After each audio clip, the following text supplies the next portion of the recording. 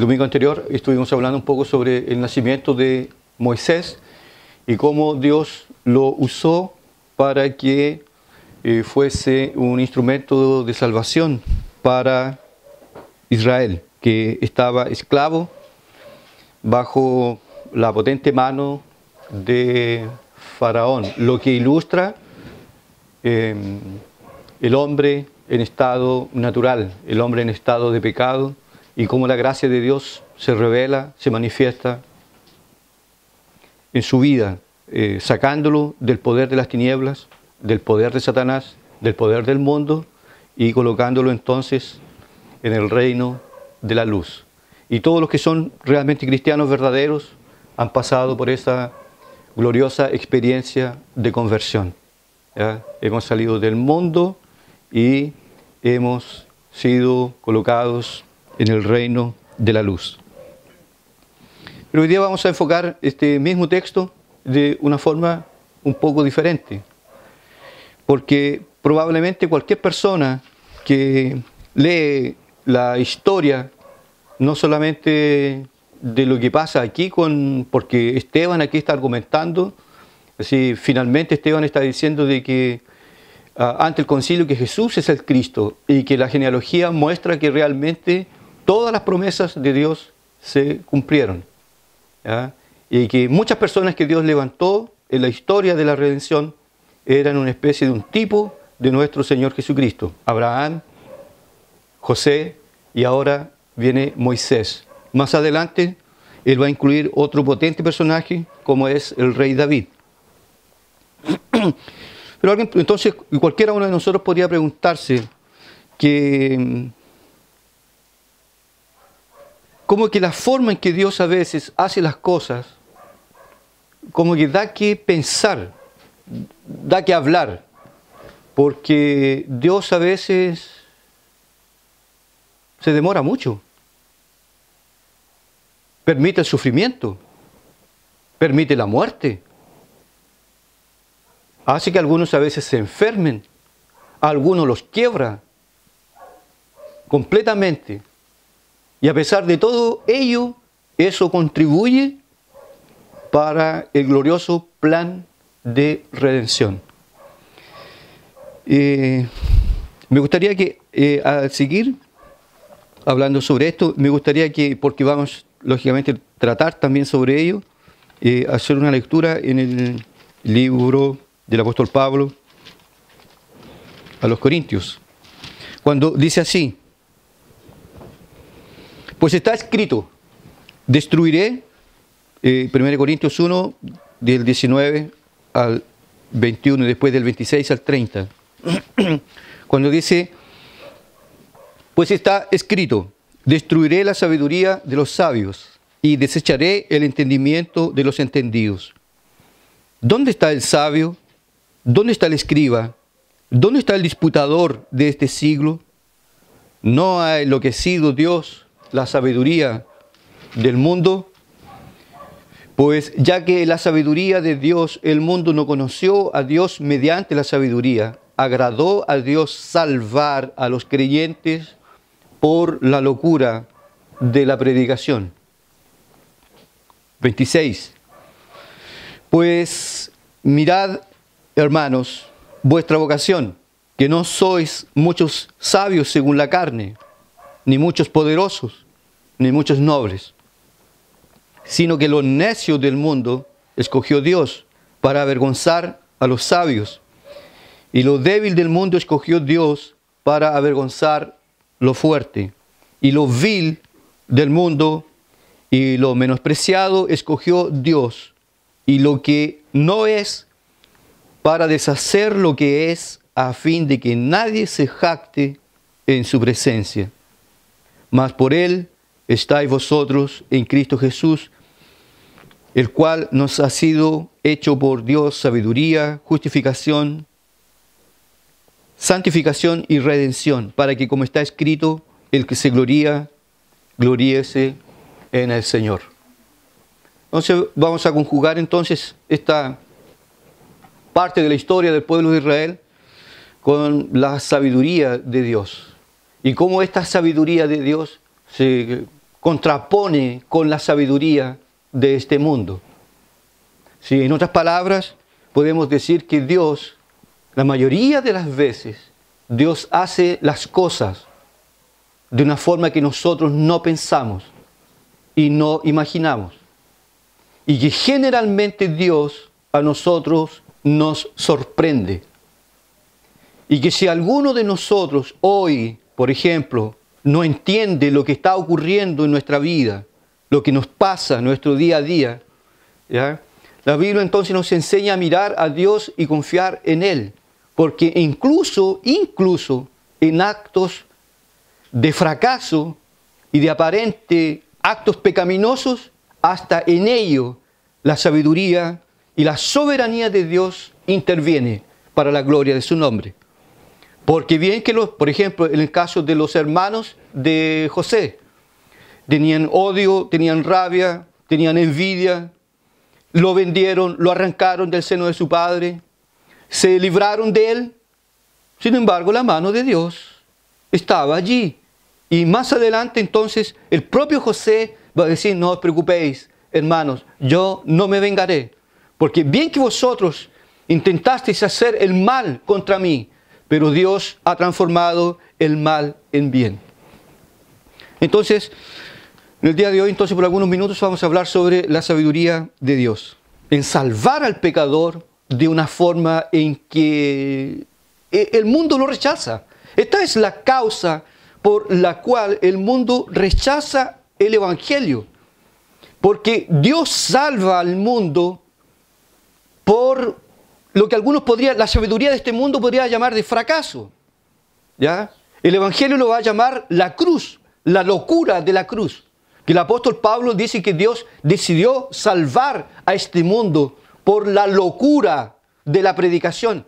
O en otras versiones, un poco más exactas diría, por la locura de lo predicado o del contenido de la predicación.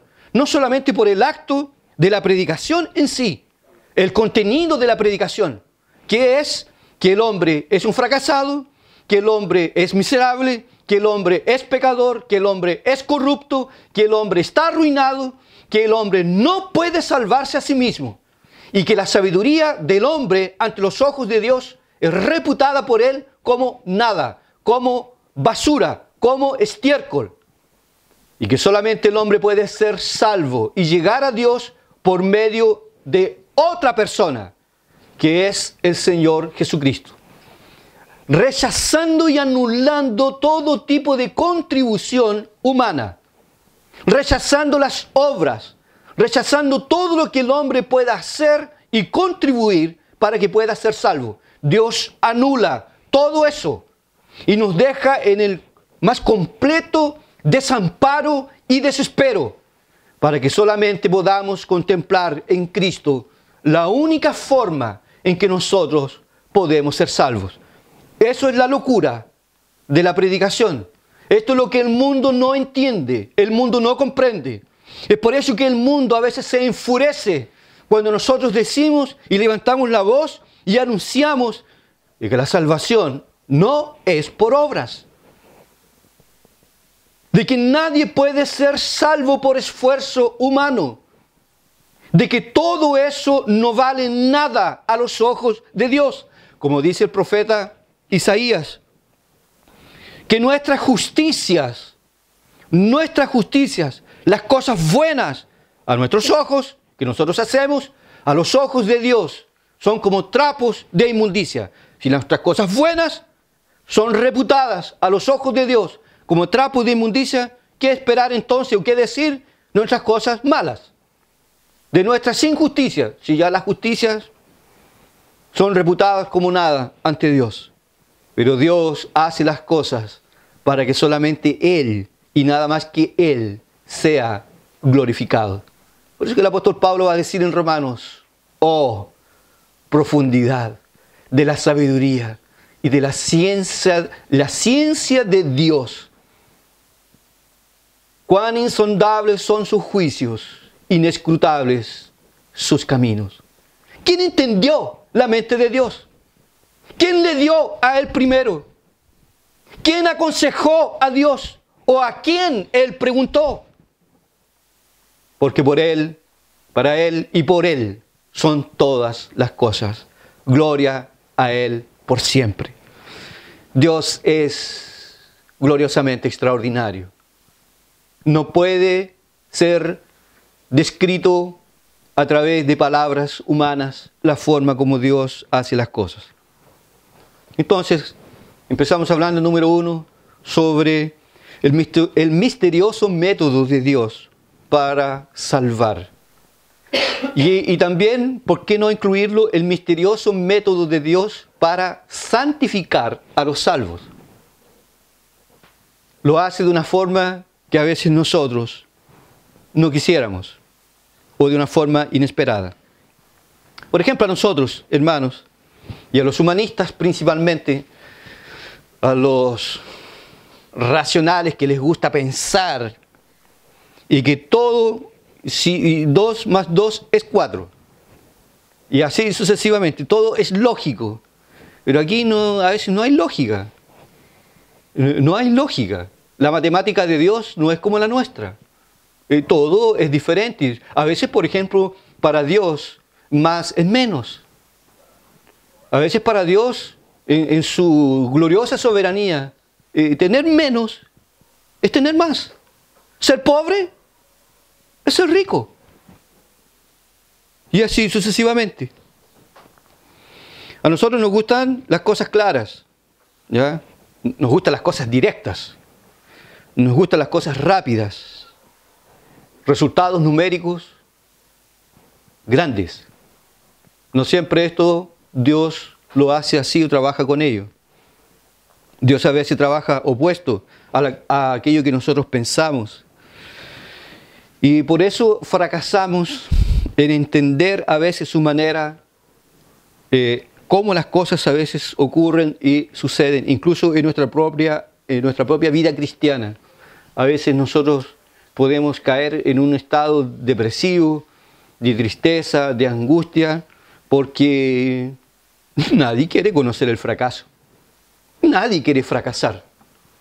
Pero Dios a veces nos lleva al fracaso y nos hace pebres y nos muele y nos hace pasar por el molino que Él tiene. Nos agarra de los pies y nos pasa de cabeza, a empezar por la cabeza, y nos muele. Y como decía un puritano, el molino de Dios muele lento, pero muele fino.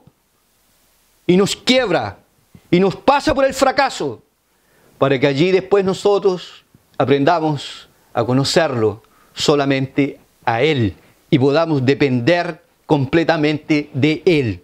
Bueno, es que tenemos el caso conocido en el Antiguo Testamento del profeta Jonás, que él no entendió el plan de Dios y quería que Dios cambiase y quería torcerle el brazo a Dios.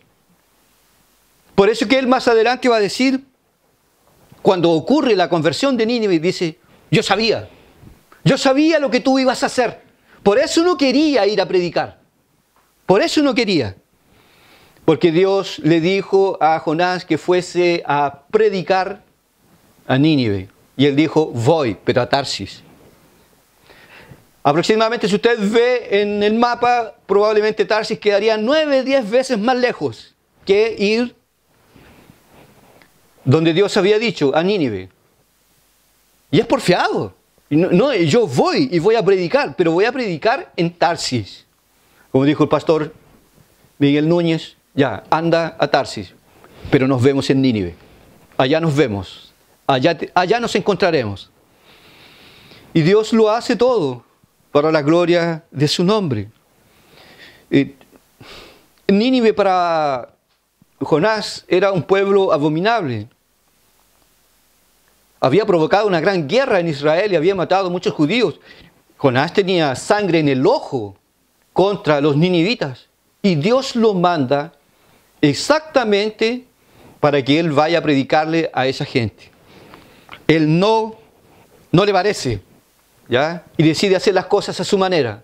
Las cosas no fueron hechas de la forma que él pensaba, sino como Dios lo había establecido, y fue así. Sí o sí, las cosas de Dios se realizaron. En el texto en el cual nosotros nos encontramos, dice que el versículo 17, pero cuando se acercaba el tiempo de la promesa, que Dios había jurado a Abraham, el pueblo creció y se multiplicó en Egipto, hasta que se levantó en Egipto otro rey que no conocía a José.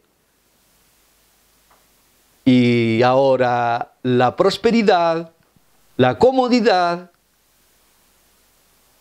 el buen sueño, la buena compañía, cambia por causa de un rey que no conocía a Israel, y empieza a llegar el sufrimiento, la aflicción, la muerte. Y probablemente ellos pensaron, Dios se ha olvidado de nosotros.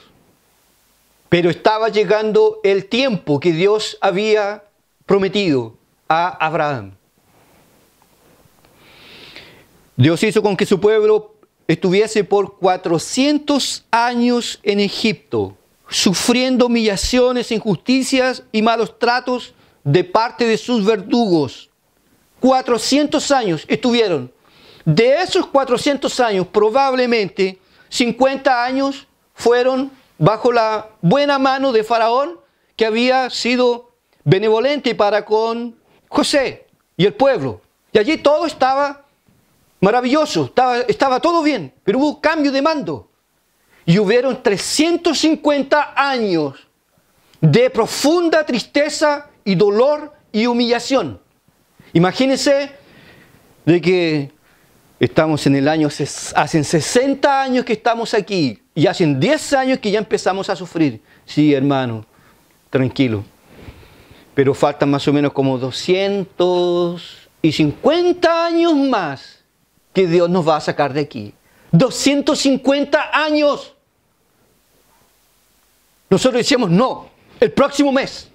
No, o aún esta semana Dios nos saca. 250 años. Vamos a tener que estar aquí. Van a pasar 3, 4, 5 generaciones hasta que la cosa se torne insoportable. Pero ellos estaban agarrados allí de Egipto. Dios va a hacer con que ellos en un momento deseen salir de allí desesperadamente. Nosotros hubiésemos, probablemente si nos hubiesen preguntado a nosotros, ¿cuánto tiempo Israel debería estar allí? Lo menos posible. Lo menos posible. Allí hay niños, allí hay mujeres que están embarazadas, allí hay hombres que están siendo azotados. Hay que sacarlos rápido. 400 años. Un absurdo para nosotros. Pero Dios lo hace así. Y decrete. Y declare. Y pacte. Y haga lo que quiera. 400 años. Y punto. Porque Él es soberano y Él sabe cómo hace las cosas. Se toma su tiempo. ¿Ya? Así que si Dios a usted le dice en un sueño o cualquier otra cosa, ¿ya? Te voy a bendecir, ¿ya? Y serás grande, seguramente no va a ser de aquí a 2 años, ¿ya? De aquí a 15 años. Dios tiene un tiempo, el Kairos, en el cual Él trabaja y no es siempre el nuestro. Otra cosa que nosotros vemos aquí, porque es una forma, ¿no? Es una forma a veces que a nosotros nos sorprende, porque nosotros somos muy impacientes. Nosotros tenemos poquísima paciencia, ¿ya? A veces en cosas tragicómicas empieza el estrés al tiro, ¿ya? Fuimos a paseo y ya volvemos a las 7 de la tarde y el bus llegó a las 9. Ya hay un caos terrible. Ay, pero ¿cómo? Y la responsabilidad, y con quién habló, y bla, bla, bla. Dios trabaja en el tiempo, a pesar de los errores de los hombres. Miren, ahora vemos que Dios ahora va a utilizar a un impío. Va a utilizar a un hombre malo para ejecutar su plan. Faraón, ahora aparece Faraón. Otro faraón, otro que ignora la historia, otro hombre malo, perverso, cruel. Pero Dios utilizó a este hombre, el rey de Egipto, malo, dictador. A nosotros no nos gusta mucho probablemente esa palabra, dictador. Pero Dios lo va a usar. Lo va a usar. Va a ser un instrumento en sus manos. Y sin que él tal vez lo sepa. Nosotros no hubiésemos usado a tal persona, ¿no? Nosotros no usaríamos a un Ciro. Nosotros no usaríamos a una Rahab, que fue como que tatarabuela del rey David. No, pero Dios lo hace. ¿Ya? Y Dios utiliza a muchas personas, a veces raras, para ejecutar sus planes. ¿Usted hubiese usado a Balaam? Un rayo al tiro, hereje, maldito, canalla, traidor.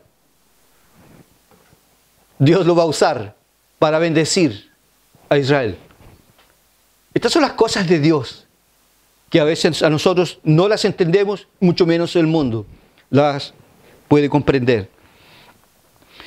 Dios permitió, miren, que los hijos de Israel sufriesen terriblemente en la tierra de Egipto, hasta que cayeran en desespero, hasta que los moliese, y ellos levantasen su voz y clamasen a Dios.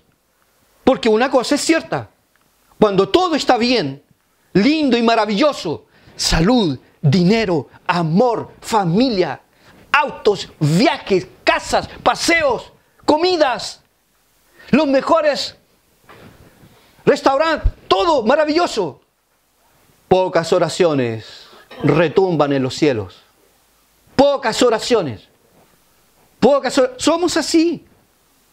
El ser humano es así. Pero cuando pasamos por las crisis, por el valle, los valles, vaya a saber cuánto tiempo tengamos que pasar por eso. A veces ni siquiera nos sale la voz. Se forma un caminito de lágrimas. Y eso a nosotros, lógicamente, nos acerca del Señor y nos hace descansar en Él. Me gustaría hacer algunas aplicaciones prácticas ante lo que acabamos de decir. Primero, hermanos, estamos tratando nosotros con la sabiduría de Dios, no solamente en la historia, sino también hoy. Y esta sabiduría nosotros muchas veces no podemos acompañar. Es decir, nosotros no la podemos entender. Y es por eso que cuando nosotros no caminamos por la fe, tendemos a entrar en desespero. Y tendemos por cuestionar la soberanía de Dios y la voluntad de Dios. ¿Ya? Y como que de repente pataleamos y de repente como que nos enojamos con Dios. ¿Por qué Él lo hace así? ¿Por qué no me va bien en todo? ¿No soy yo fiel a Él? ¿No he cuidado yo mis manos para que éstas no se ensucien? ¿No he yo colocado una vigilancia estricta en mis ojos? ¿No he cuidado yo a mis pensamientos para que ellos no contemplen y abracen la vanidad? Y resulta que las puertas se cierran. Me echan. David Brainerd. Un día estaba en una sala de clases, el gran misionero, pero antes no lo era en ese momento. Y en un momento cuando estaban allí hablando sobre el rector de la universidad, David Brainerd abrió su boca y llegó y dijo así: el rector no tiene más gracia o chispa que esta silla. Una crítica ridícula. ¿Qué? Pero esa crítica llegó a los oídos del rector. Fuera. Fuera de aquí. Usted no pisa más la universidad. Y fue allí donde él se encontró con Dios. Y Dios lo mandó para que fuese un gran misionero. Oh, la vida de Pink. ¿Usted ha leído Pink? ¿Ha leído los atributos de Dios? Estamos mal, ¿eh? Si usted me está diciendo, no sé quién es. Pink fue un hombre extraordinario, un gran pastor. Pero cuando estaba vivo, nadie lo conoció. Y según me comentaban estos días algunos hermanos, en su funeral habían 10 personas. 10 personas en su funeral. Murió y Dios lo honró para la gloria de su nombre. Hoy figura entre los 5 escritores que ya partieron, de los más leídos, escritores de la sana doctrina. Escribió una obra espantosa que a mí me dejó dada vuelta la cabeza para el otro lado. Dios es soberano. Escribió los atributos de Dios y ha escrito una enorme cantidad de artículos y libros. Su ministerio se desarrolló de una forma potente cuando él estaba bajo tierra. Así lo hace Dios. Esta es la maravilla gloriosa del Evangelio. Por eso nosotros, hermanos, estamos tratando con una sabiduría que a veces nosotros no podemos acompañar. Bien decía el poeta, con estas alas terrenales no puedo alcanzar los lugares más elevados. Todo es un glorioso misterio para nosotros, el cual nosotros no logramos entender. Por eso que el profeta Isaías dice, verdaderamente tú eres Dios que te encubres. Eres un Dios que nosotros muchas de las veces no podemos entender. Job lo dijo de otra forma. Él hace grandes cosas incomprensibles y maravillosas, sin número. Nuevamente Isaías vuelve y dice, porque mis pensamientos no son vuestros pensamientos, ni vuestros caminos, mis caminos, dice el Señor. Muertes inesperadas para nosotros, para Él no lo es. Está trabajando, está haciendo que todo pueda resultar para la gloria de su nombre. Y no tenemos solamente el caso de Israel en Egipto, donde Dios muestra su sabiduría, su gloria, y en la historia de la redención. Lo vemos, por ejemplo, en la propia vida del Señor Jesucristo. En el propio Nuevo Testamento vamos a ver esto de una forma clara y de una forma clásica y de una forma gloriosa y espantosa. En la venida de su Hijo amado, el Señor Jesucristo. Todos pensaban que el Mesías sería un gran general, que tendría un caballo espantoso, que tendría músculos, que sería fuerte, que tendría tamaña espada en su muslo para destruir a sus enemigos. Viene un siervo humilde y sufriente. Israel lo mira.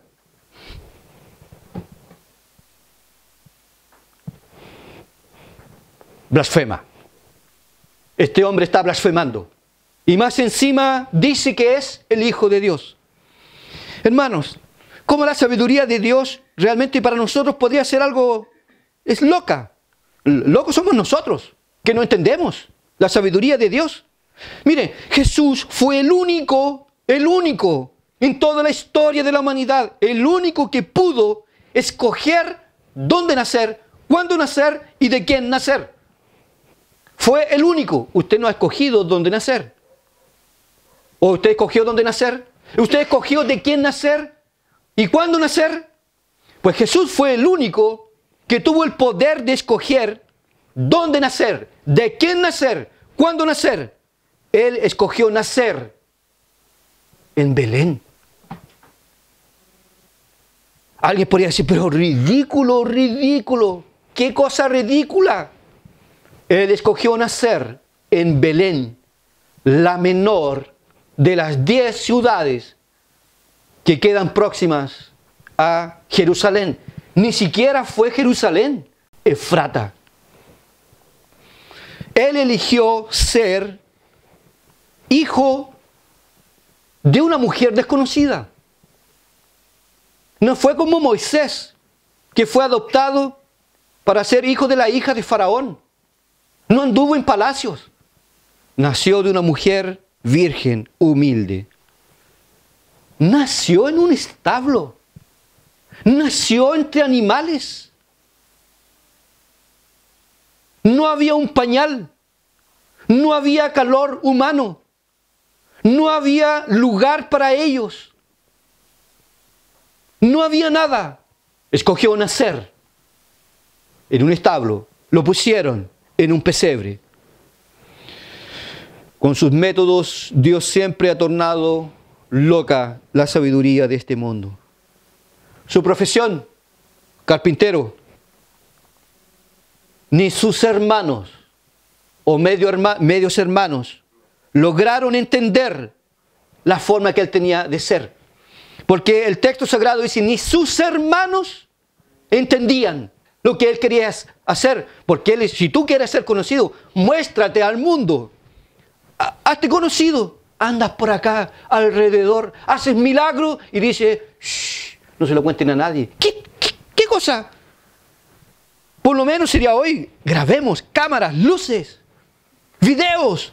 Esto tiene que ser transmitido en vivo. Shh, no se lo digas a nadie. Esas son las cosas que él hace. La sabiduría de Dios. Por eso es que nosotros no necesitamos de ningún tipo de promoción de parte de los hombres. Porque Dios cuando hace las cosas, las hace de una forma perfecta. Y es donde brilla la sabiduría de Dios de una forma más intensa, más potente. En la cruz. En la cruz donde brilla la excelencia del poder, de la sabiduría, de la justicia y de la santidad de Dios. En la cruz. Él fue odiado, fue rechazado, fue juzgado, fue condenado, fue crucificado, fue muerto, fue sepultado. Y alguien podría haber dicho, el enemigo ha triunfado y Dios, lamentablemente hermanos, Dios ha sido derrotado. Prevaleció el mal, ganó la maldad. Vino el Hijo de Dios y lo mataron, lo destruyeron. Lo aniquilaron. Perdimos. Estamos derrotados.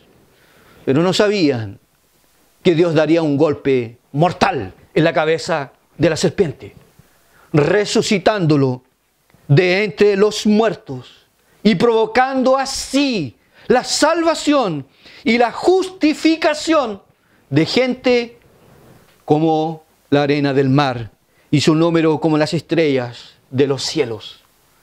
Dios salva al hombre a través de la cruz de nuestro Señor Jesucristo. No sabían los hombres, los que estaban allí respirando amenazas y muerte y odio, que esto obedecía a un glorioso plan del propio Dios. Porque el propio Juan va a decir en Apocalipsis, el Cordero de Dios que fue inmolado desde el principio del mundo. Estaba escrito y se cumplió. Murió en la cruz, no lo mataron, se entregó. No le arrancaron su vida, la dio por amor a sus escogidos.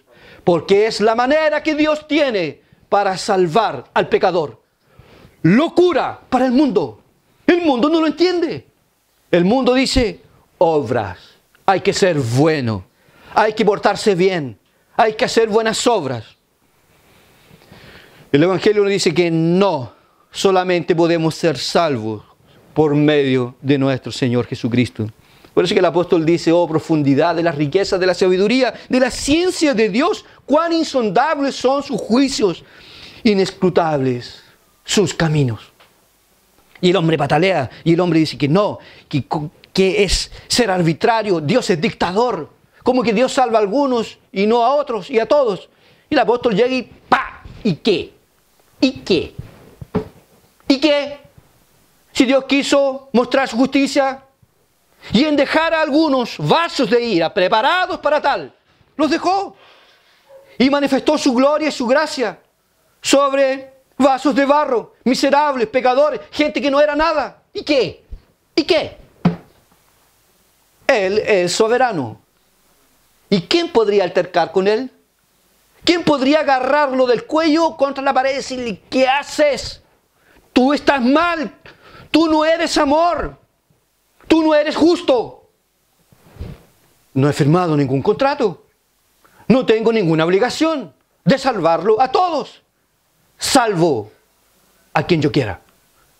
Y es por eso que el texto sagrado dice, porque Él tiene misericordia de quien quiere. Y a quien quiere endurecer, endurece.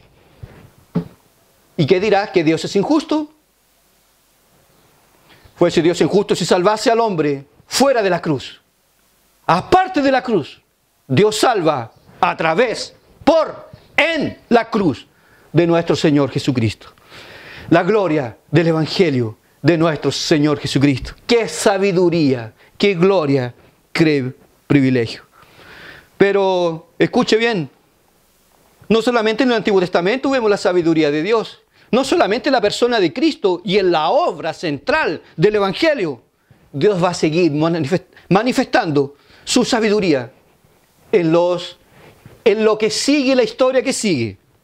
Porque Jesús, después de haber aparecido, después de su resurrección, haber aparecido como a 500 personas aproximadamente, Él fue elevado a los cielos y dejó el Evangelio en manos de una gente intelectual extraordinaria. Dejó el Evangelio. ¿Saben en manos de quién? De pescadores. Pescadores. Oye, Señor, piénselo bien. Ellos no saben hablar. Y el propio concilio iba a decir, reconocían que eran hombres iletrados, indoctos. Imagínense hablando el hebreo, atravesados, pasando por las reglas gramaticales, atropellando todo. Pero estos hombres tenían y estaban hablando por medio del poder del Espíritu Santo de Dios. La sabiduría de Dios gloriosa subió a los cielos, escogió a 12 hombres sencillos, pescadores, hombres comunes, hombres sin letras, lo que nosotros no hubiésemos hecho jamás. Porque nosotros, aún hoy, no digo que esté mal, pero si alguien aspira al ministerio, ojalá que se vaya a estudiar a Estados Unidos, en el mejor seminario del mundo. Bien, bien. ¿Y estos dónde fueron? El único seminario en que ellos fueron. 3 años con Cristo. Y más encima no estaban preparados. Así que ustedes no salgan de Jerusalén hasta que sean revestidos de poder del Espíritu Santo. Y así lo hicieron. Y de ahí empezaron a predicar el Evangelio. Este es el método de Dios. Nosotros no hubiésemos cogido hombres sin letras. Hubiésemos elegido, no sé, pues Gamaliel. Ni creyente era. Pero, no, Gamaliel. Anás. No sé, pues, Caifás. ¿Usted habría elegido a un Judas Iscariote? Él lo incluye a los 12.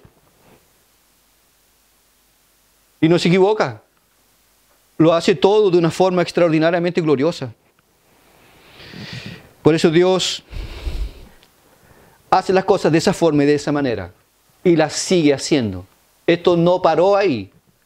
Si usted ve la vida de los cristianos, usted sabe lo que es sufrimiento, lágrimas, desespero, tristeza, dolor, muerte, enfermedad, una fiebre violenta, ¿ya? Y es un fiel cristiano.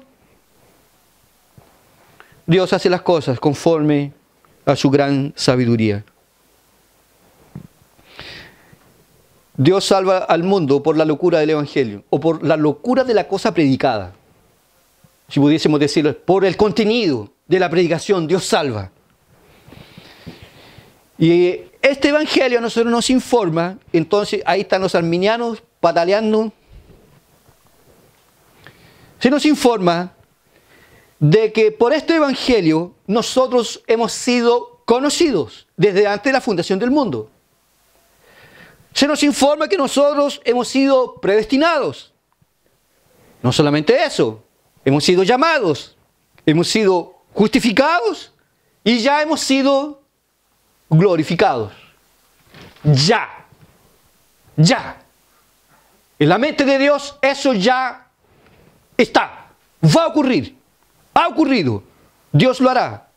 Además, en este Santo Evangelio somos informados, ya, atención señores, las obras y las buenas obras no cuentan para nada. La salvación no es por obras, la salvación es por gracia. No es por el esfuerzo humano, no es por el empeño, el ñeque del hombre sabio, de este hombre inteligente, de este hombre, este superhombre moderno. No, es por la gracia de Dios. Ahí está el hombre sentado en su silla escuchando el Evangelio, paga los impuestos, educa bien a sus hijos, un buen marido, un buen hijo. Y el Evangelio viene y le dice, eso no sirve de nada. No puede ser salvo por las obras, solo por la gracia de Dios. William Cooper dijo, Dios se mueve de forma misteriosa para realizar sus maravillas. Él fija en el mar sus huellas. Búsquelas. Y andan unos inteligentes que hicieron una máquina que buscar a Dios. El inicio de Dios. Cooper se ríe y dice, Dios dejó las huellas de Él en el mar. Búsquenlas. Él cabalga imponente sobre la tempestad y vuela en las alas del viento. Grande Jehová de los ejércitos, poderoso en obras. Ni una ha perdido, jamás perderá, porque Él es el Dios Todopoderoso. Voy terminando, hermanos. Entonces, podemos también decir lo siguiente. No juzgues a Dios con tu débil razón. No juzgues. Cuando tú no entiendes las cosas de Dios, ¿ya? A mí no me sorprende que alguien no entienda la Biblia. ¿Y qué esperaba entenderla? Es un libro de naturaleza espiritual. Lo puedes leer. Es necesaria la intervención sobrenatural del Espíritu Santo de Dios, que ilumina la mente y el corazón. Pero si lo lees como si fuese un libro de Neruda, nada podrás entender.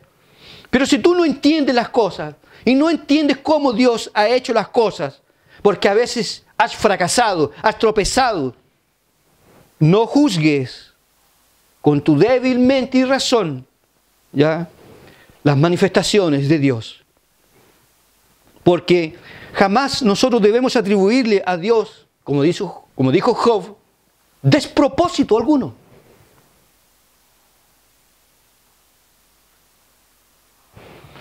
Job perdió 10 hijos. 10. Y más encima quedó viva, la que tenía que morir quedó viva. Y le dijo, ¿y tú aún mantienes tu integridad? Maldice a Dios y muérete. Qué esposa maravillosa, qué mujer piadosa. La que probablemente tenía que haber estado en la fiesta, no fue ese día. Y está ahí cateteando. Maldice y muérete. Él no entendió nada. Raspó su cabeza, rasgó sus vestidos en señal de humillación y dijo, el Señor dio, el Señor quitó, bendito sea el nombre del Señor. Y Satanás estaba detrás de un árbol, esperando que dijera, ¡ay, Señor! ¡Ah! Y el texto termina esa parte diciendo, y no atribuyó a Dios despropósito alguno. Yo sé lo que tú haces. Perdió 10 hijos. Y no eran de plástico. Eran hijos de verdad. 10. Perdió el patrimonio. Perdió la salud. Perdió amigos. después guateó un poquito. Lógico, humano. La Biblia es real. Pero ya lo veremos más adelante, diciendo, de oídos, o de oídas te había oído, pero ahora mis ojos te ven. Después de haber perdido 10 hijos, después de haber perdido todo, haber quedado en bancarrota, entendió que Dios estaba manifestando su gracia y su gloria. Si nosotros también debemos descansar en esto, porque si no entendemos la forma que Dios tiene de hacer las cosas, a pesar de nuestra fidelidad, debemos seguir confiando en Él y descansando en Él y esperando en Él, porque será lo mejor que nosotros podríamos hacer. Si tú aún no conoces a Dios, es porque tú no entiendes el Evangelio. Pero ¿sabes cuál es la llave para entender el Evangelio? Hay una llave hermenéutica para poder entender el Evangelio. Si tú no has nacido de nuevo. Porque puede ser que el Evangelio para ti sea algo tedioso, un enfado, un cansancio. Oh, viene la predicación. Predica largo. Me gusta ese porque predica corto, 20 minutos y le acaba el repertorio. Qué tedio. Orar. Uf. No me gusta orar. No me gusta orar. No me gusta leer. Me gusta ver películas. Las películas sí, me las devoro. Pues 1, 2, 3, 4, al hilo. No hay problema. Pasear. Me encanta. Orar. No me gusta. No me gusta leer la palabra. No me gusta meditar. No me gusta nada de que implique sacrificio. Voy a decirte lo siguiente. Eso pasa porque tú no entiendes el Evangelio. Pero hay una llave para poder interpretar o entender el Evangelio. Una llave hermenéutica. Y se llama arrepentimiento. Arrepiéntete de tus pecados y cree en el Señor Jesucristo y serás salvo. Y ahí vas a poder entender el glorioso Evangelio de nuestro Señor Jesucristo. Que nos dan ansias de leer la palabra. Ganas profundas, deseos de leer la palabra. Y vamos leyendo. 14 capítulos. En 3 horas de lectura. Quiero más, no puedo. Me encantaría. Hambre y sed por las cosas de Dios. Pero si las cosas de Dios para ti son un enfado, cansancio, algo catastrófico, tienes que nacer de nuevo para que entiendas el plan de Dios y puedas gozarte y descansar en Él. Y aunque venga la muerte, el hambre, el frío, la decepción, la soledad, el abandono, yo sé que tú estás conmigo.